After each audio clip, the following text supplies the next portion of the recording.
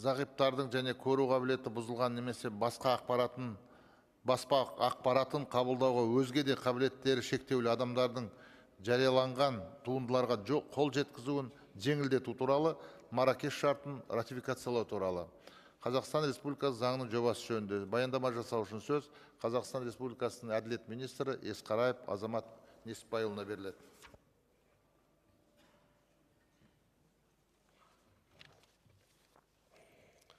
Құрметті Ерлан Жақанұлы, құрметті депутаттар, ұсынылып отырған заң жобасы зағиптар мен көру қабілеті бұзылған адамдардың баспа ақпаратын қабылдауын жеңілдету мақсатында әзірленген.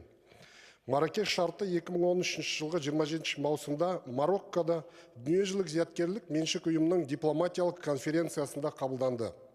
Шарт көру қабілеті нашар адамдарға арналған әдеби және көркем шығармаларға қол жетімділікті жеңілдетуге бағытталған. Шарттың мақсаты кедергілерді шешу және олардың физикалық қабілеттеріне қарамастан барлық азаматтар үшін білім мен жарияланған туындыларға тең қол жеткізу қамтамасыз ету. Шарт уағдаласушы тараптардан зағип және нашар көретін адамдар үшін қолжетімді форматтарда жарияланған туындыларды жаңғыртуға, таратуға және көпшілікке қолжетімді етуге мүмкіндік беру үшін авторлық құқықтарға қатысты шектеулер мен ерекшеліктерді стандартты жиынтығын көздеуді талап етеді. Ағымдағы жылғы 26 сәуірде мәжіліске енгізілген зияткерлік меншік мәселелері бойынша кейбір заңнамалық актілерге өзгерістер мен толықтырулар енгізу туралы заң жобасында тиісті түзетулер көзделген. Еңбек және халықты әлеуметтік қорғау министрлігінің ресми деректері бойынша елімізде 85 мыңнан астам адамның көру қабілетіне сәйкес мүгедектері бар. Шартты ратификациялау көру қабілетіне сәйкес мүгедектерге бар тұлғалардың кітаптарға, журналларға, оқу материалдарына қолжетімділікті кеңейтуге мүмкіндік береді.